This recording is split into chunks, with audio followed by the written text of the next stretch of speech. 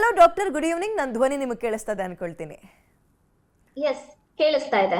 S doctor, ಈಗ ಗೋಬಿ ಮಂಚೂರಿ ಆಯ್ತು, cotton candy ಆಯ್ತು, ಕಬಾಬ್ ಆಯ್ತು, ಈಗ ಯಾವುದೋ ಶವರ್ಮಾ ತಿನ್ಬೇಡಿ, ಈ ಕಲರ್ ಹಾಕಿದ್ದಾರೆ, ಇದು ಅನ್ಸೇಫ್ ಅಂತ.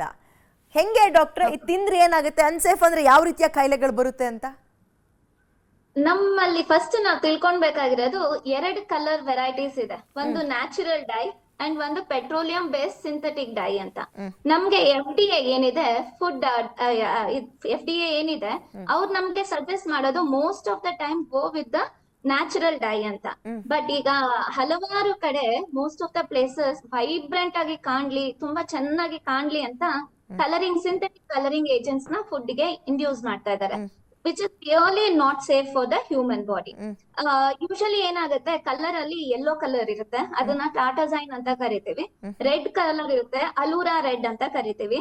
ಬ್ಲೂ ನ ಬ್ರಿಲಿಯಂಟ್ ಬ್ಲೂ ಅಂತ ಫುಡ್ ಡೈ ಅಲ್ಲಿ ಲೇಬ್ಲಿಂಗ್ ಆಗಿರುತ್ತೆ. ಇದು ಎಲ್ಲಾನು ಒಂದು ಹಂತದ ಪ್ರಮಾಣದಲ್ಲಿ FDA ಕೊಟ್ಟಿರೋ ರೆಕಮೆಂಡೇಶನ್ ಅಲ್ಲಿ ಯೂಸ್ ಮಾಡಿದ್ರೆ ಆರೋಗ್ಯಕ್ಕೆ ಹಾನಿಕಾರಕ ಇರಲ್ಲ. ಬಟ್ ಆದ್ರೆ ನಮ್ ಜನ ಏನ್ ಮಾಡ್ತಾ ಇದಾರೆ ಅಂದ್ರೆ, ದಿನನಿತ್ಯ ಒಂದಲ್ಲ ಒಂದು ಪದಾರ್ಥಗಳನ್ನ ಸೇವನೆ ಮಾಡ್ತಾನೆ ಇರ್ತಾರೆ. ಕೇಳಿದಾಗ ಏನ್ ಹೇಳ್ತಾರೆ, ಮೇಡಮ್ ನಾನ್ ವಾರಕ್ಕೆ ಒಂದೇ ಸಲ ಶವರ್ಮಾ ತಿನ್ನೋದು, ಒಂದೇ ಸಲ ಕಬಾಬ್ ತಿನ್ನೋದು.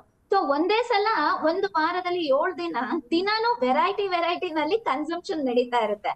ಸೊ ನೀವ್ ಹೇಳಿದ ಮಾತು ತುಂಬಾ ಇಂಪಾರ್ಟೆಂಟ್. ಯಾರೇ ಆಗಿರ್ಲಿ, ವೈಬ್ರೆಂಟ್ ಆಗಿ ಕಾಣುವಂತ ಆಹಾರನ ಅವಾಯ್ಡ್ ಮಾಡೋದು ತುಂಬಾ ಉತ್ತಮ.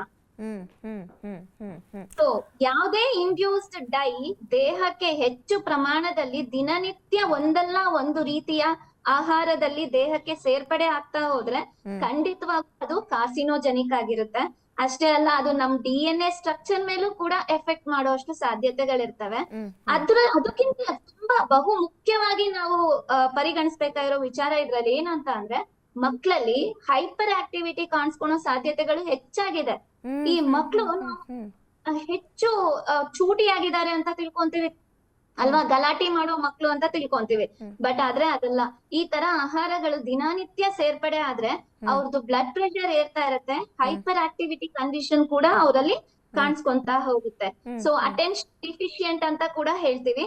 ಈ ತರ ತೊಂದರೆಗಳು ಕೂಡ ದಿನನಿತ್ಯ ಮಕ್ಕಳಲ್ಲಿ ಇದು ಸೇವನೆ ಆಗ್ತಾ ಇದ್ರೆ, ಈಗ ಕಾಟನ್ ಕ್ಯಾಂಡಿ ಆಗಿರ್ಬೋದು, ಚಾಕ್ಲೇಟ್ಸ್ ಆಗಿರ್ಬೋದು, ಈಗಂತೂ ಕಲರ್ಫುಲ್ ಕ್ಯಾಂಡಿ ಚಾಕ್ಲೇಟ್ಸ್ ಗಳು ಬರ್ತಾ ಇರ್ತವೆ, ಅವಾಗಿರ್ಬೋದು, ಇಲ್ಲ ಯಾವ್ದೇ ಇಂಡ್ಯೂಸ್ ಲೈಕ್ ಗೋಬಿ ಮಂಚೂರಿ ಆಗಿರ್ಬೋದು, ಕಬಾಬ್ ಆಗಿರ್ಬೋದು, ಈಗ ಶವರ್ಮಾ ರೋಲ್ ಅಂತ ಬರ್ತಾ ಇದೆ. ಅಷ್ಟೇ ಅಲ್ಲ, ಗ್ರೀನ್ ಕಲರ್ ಬಟಾಣಿ ಕೂಡ ಲಾಸ್ಟ್ ಟೈಮ್ ಮಾತಲ್ಲಿ ಬಂದಿತ್ತು. ಈ ತರ ಹಲವಾರು ಆಹಾರಗಳು ದಿನನಿತ್ಯ ಒಂದು ಸಣ್ಣ ಪ್ರಮಾಣದಲ್ಲಿ ಮಕ್ಕಳು ಸೇವನೆ ಮಾಡ್ತಾ ಇದ್ರೆ ಅವರಲ್ಲಿ ತುಂಬಾ ವಿಚಿತ್ರವಾದ ತೊಂದರೆಗಳನ್ನ ಅನುಭವಿಸ್ಬೇಕಾಗತ್ತೆ. ಅದ್ರಲ್ಲೂ ಸೈಕಾಲಜಿಕಲಿ ಇಂಬ್ಯಾಲೆನ್ಸ್ ಅಂದ್ರೆ ಹೈಪರ್ ಆಕ್ಟಿವಿಟಿ ಏನಿದೆ ಅದು ಹೆಚ್ಚಾಗಿ ಕಂಡು ಬರ್ತಾ ಇದೆ ಈಗಿನ ಕಾಲದಲ್ಲಿ. ಅಷ್ಟೇ ಅಲ್ಲ, ಇದ್ರಲ್ಲೆಲ್ಲ ಕ್ಯಾಲರಿ ಅಂಶ ಕೂಡ ಜಾಸ್ತಿ ಇರುತ್ತೆ. ಈ ಹೈ ಕ್ಯಾಲರಿ ಫುಡ್ ನ ದಿನನಿತ್ಯ ಸೇವನೆ ಒಂದು ಪ್ರಮಾಣದಲ್ಲಿ ತಗೊಂತಾ ಇದ್ರೆ ದೇಹದ ತೂಕ ಕೂಡ ಏರ್ತಾ ಇರುತ್ತೆ. ಈ ದೇಹದ ತೂಕ ಹಲವಾರು ಮೆಟಬಾಲಿಕ್ ಡಿಸಾರ್ಡರ್ಸ್ ಗಳಿಗೆ ಕಾರಣ ಆಗ್ತಾ ಹೋಗ್ತವೆ.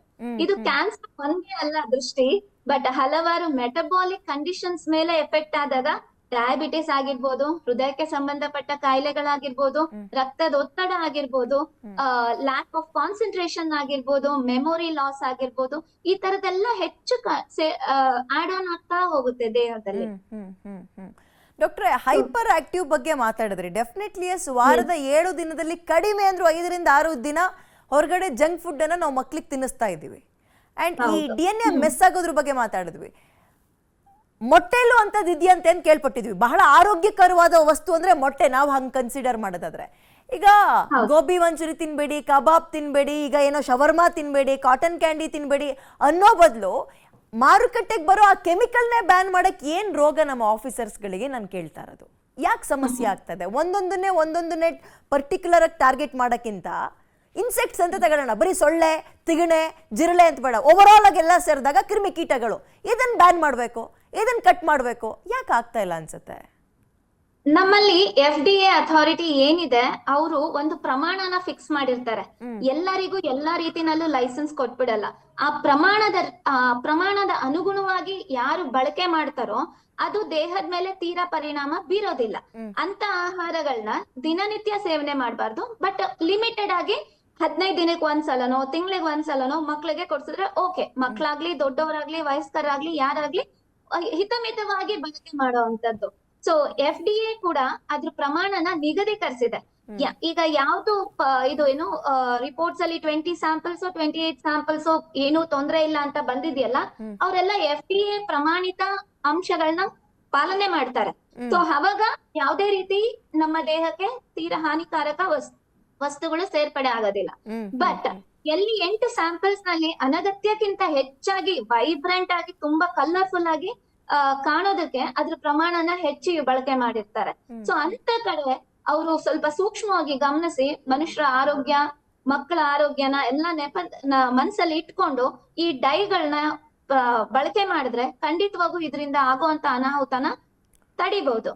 ಎಸ್ ಡಾಕ್ಟ್ರೆ, ಈಗಿನ ಮಕ್ಳಿಗೆ ಹೆಂಗ್ ಕೇಳ್ತಾರೆ ಅಂದ್ರೆ, ಅಯ್ಯೋ ಈ ಮಗುನ್ ಕಂಟ್ರೋಲೇ ಮಾಡಕ್ಕಾಗಲ್ಲ, ಹೈಪರ್ ಆಕ್ಟಿವ್ ಅಂತ. ಬಟ್ ನೀವು ಇಲ್ಲೊಂದು ವಿಷಯವನ್ನ ಮೆನ್ಷನ್ ಮಾಡಿದ್ರಿ, ಹೈಪರ್ ಆಕ್ಟಿವ್ ಆಗೋಕ್ಕೂ ಈ ಬಣ್ಣಗಳು ಸಪೋರ್ಟ್ ಮಾಡುತ್ತೆ, ಈ ಕಲರ್ಫುಲ್ ಆಗಿರುವ ತಿಂಡಿಗಳು ಅಂತ. ಸೊ ಬಿಹೇವಿಯರ್ ಇಶ್ಯೂಸ್ ನಲ್ಲೂ ಈ ಕಲರ್ಗಳು ಪಾತ್ರವನ್ನ ವಹಿಸ್ತಾವ ಹಂಗಾದ್ರೆ ಮಕ್ಕಳಿಗೆ? ಖಂಡಿತ. ಒಂದೇ ಒಂದು ಡೈ ಒಂದೇ ಇದಕ್ಕೆ ಕಾರಣ ಆಗೋದಿಲ್ಲ. ಅದ್ರ ಆಹಾರದಲ್ಲಿ ತಯಾರು ಮಾಡ್ಬೇಕಾದಾಗ ಈ ಶವರ್ಮಾ ಆಗಿರ್ಬೋದು, ಈ ಶವರ್ಮಾದಲ್ಲಿ ಕ್ಯಾಲರಿ ರಿಚ್ ಇರುತ್ತೆ. ಸೊ ಈ ಕ್ಯಾಲರಿ, ಈ ಡೈ, ಎಣ್ಣೆ ಮತ್ತೆ ನಾನ್ ವೆಜ್ ಅದಕ್ಕೆ ಏನ್ ಯೂಸ್ ಮಾಡಿರ್ತಾರೆ, ಇದು ಎಲ್ಲಾನು ಕ್ಯಾಲರಿನಲ್ಲೂ ಆಡ್ ಆನ್ ಆಗುತ್ತೆ ಅಂಡ್ ಅದರ್ ಫ್ಯಾಟ್ ಅಕ್ಯುಮುಲೇಷನ್ ಇದು ಆಡ್ ಆನ್ ಆಗುತ್ತೆ. ಸೊ ಹಾಗಾಗಿ ಓವರ್ ಆಲ್ ಆಗಿ ನಾವು ಕನ್ಸಿಡರ್ ಮಾಡಿದಾಗ ಒಂದು ಆಹಾರನ ಅದ್ರಲ್ಲಿ ಡೈ ಇರುತ್ತೆ, ಹೈ ಕ್ಯಾಲರಿ ಇರುತ್ತೆ, ಹೈ ಫ್ಯಾಟ್ ಇರುತ್ತೆ, ಈ ಮೂರೂನು ದೇಹಕ್ಕೆ ಒಳ್ಳೇದಲ್ಲ. ಸೊ ಅವಾಗ ಏನಾಗುತ್ತೆ, ಇದು ದೇಹದ ತೂಕನೂ ಹೆಚ್ಚು ಮಾಡುತ್ತೆ. ಅಷ್ಟೇ ಅಲ್ಲ, ದೇಹ ತೂಕ ಹೆಚ್ಚಾದ್ರೆ ಆಯಾಸ ಆಗುತ್ತೆ. ದೇಹ ಆಯಾಸ ಆದಾಗ ಏನಾಗುತ್ತೆ, ಮಕ್ಕಳಲ್ಲಿ ಚುರುಕ್ತನ ಕಮ್ಮಿ ಆಗ್ತಾ ಹೋಗುತ್ತೆ, ಕೆಲವರಲ್ಲಿ ಹೈಪರ್ ಆಗ್ತಾ ಹೋಗುತ್ತೆ. ಅಗೇನ್ ಇಟ್ ಡಿಪೆಂಡ್ಸ್ ಮಕ್ಳು ಯಾವ ರೀತಿ. ಪ್ರತಿಯೊಂದು ದೇಹ ರಚನೆನು ತುಂಬಾ ಡಿಫ್ರೆಂಟ್ ಆಗಿರುತ್ತೆ. ಎಲ್ರಿಗೂ ಒಂದೇ ತರ ಸಿಂಪ್ಟಮ್ಸ್ ಕಾಣಿಸ್ಕೊಳ್ಬೇಕು ಅಂತ ಇರೋದಿಲ್ಲ. ಸೊ ಒಬ್ರಿಗೆ ಹೈಪರ್ ಆಕ್ಟಿವಿಟಿ ತೋರಿಸಿದ್ರೆ ಇನ್ನೊಬ್ರಿಗೆ ಕಂಪ್ಲೀಟ್ ಲೋ ಆಕ್ಟಿವಿಟಿ ಆಗುತ್ತೆ, ಆಯಾಸ ಆಗುತ್ತೆ. ಸೊ ಈ ತರ ನಾವು ಲಕ್ಷಣಗಳನ್ನ ಗಮನಿಸಿ ಮಕ್ಕಳಲ್ಲಿ ಒಂದಷ್ಟು ಮಾತುಗಳನ್ನ ಅವ್ರಿಗೆ ತಿಳುವಳಿಕೆ ಮುಖಾಂತರ ಹೇಳೋದು. ಅಷ್ಟೇ ಅಲ್ಲ, ಮಕ್ಕಳನ್ನ ಆಕ್ಟಿವಿಟಿ ಕಡೆ ಗಮನ ಸೆಳೆಯೋದು, ಗ್ಯಾಜೆಟ್ಸ್ ನ ಯೂಸೇಜ್ ಮಾಡ್ದಿರ ಮಕ್ಳಿಗೆ ಊಟ ಮಾಡೋದನ್ನ ಹೇಳ್ಕೊಡೋದು, ಯಾವಾಗ ಏನ್ ತಿನ್ಬೇಕು ಅಂತ ಒಂದು ಸಾಮಾನ್ಯ ಜ್ಞಾನ ತಿಳುವಳಿಕೆನ ಮಕ್ಕಳಲ್ಲಿ, ದೊಡ್ಡವರಲ್ಲಿ ಮತ್ತೆ ಎಲ್ಲಾ ಏಜ್ ಗ್ರೂಪ್ ನವ್ರಿಗೂ ತಿಳುವಳಿಕೆ ಇದ್ರೆ ಖಂಡಿತ ಇಂಥದ್ದನ್ನೆಲ್ಲ ನಾವು ಒಂದು ಮಟ್ಟಕ್ಕೆ ಕಂಟ್ರೋಲ್ ಮಾಡ್ಕೊಳ್ಬಹುದು. Yes anyway, thank you so much doctor, ಈ ಬ್ಯೂಟಿಫುಲ್ ಟಾಪಿಕ್ ಬಗ್ಗೆ ನಮಗೆ ಅವೇರ್ನೆಸ್ ಮೂಡಿಸೋದಕ್ಕೆ. ಕಲರ್ ಹಾಕಿರುವ ಫುಡ್ಗಳು ಅತ್ಯಂತ ಅಪಾಯಕಾರಿ ಅನ್ನೋದನ್ನ ಎಷ್ಟೇ ಹೇಳಿದ್ರು ಕೂಡ ಮಕ್ಕಳು ಕೇಳ್ತಾ ಇಲ್ಲ, ಮಕ್ಕಳು ಹಠ ಮಾಡ್ತವೆ ಅಂತ ತಂದೆ ತಾಯಂದ್ರು ಕೂಡ ಬೆಂಡಾಗಿ ಅದನ್ನ ಕೊಡಿಸ್ತಾ ಇದ್ದೀವಿ ಅಥವಾ ತಿಂತಾ ಇದ್ದಾರೆ. ಪರಿಣಾಮ ಹೈಪರ್ ಆಕ್ಟಿವ್ ಬಿಹೇವಿಯರ್ ಇಶ್ಯೂಸ್ ಶುರುವಾಗುತ್ತೆ, ಆರೋಗ್ಯದ ಮೇಲೆ ಅತ್ಯಂತ ಕೆಟ್ಟದಾಗಿ ಪರಿಣಾಮ ಬೀರುತ್ತೆ ಅನ್ನುವಂಥದ್ದು ಪದೇ ಹೊರಗೆ ಬರ್ತಾ ಇದೆ ವಿಚಾರಗಳು. ಬಟ್ ಇದೆಲ್ಲ ಬ್ಯಾನ್ ಮಾಡಬೇಕಾಗಿರೋರು, ರೈಡ್ ಮಾಡಬೇಕಾಗಿರೋರು ಅಮಾವಾಸ್ಯೆ ಹುಣ್ಣಿಮೆಗೆ ಓಡಾಡಿದ್ರೆ ಸಾಕಾಗಲ್ಲ, ಆ್ಯಕ್ಟಿವ್ ಆಗಿರ್ಬೇಕು ಅವರು ಕೂಡ.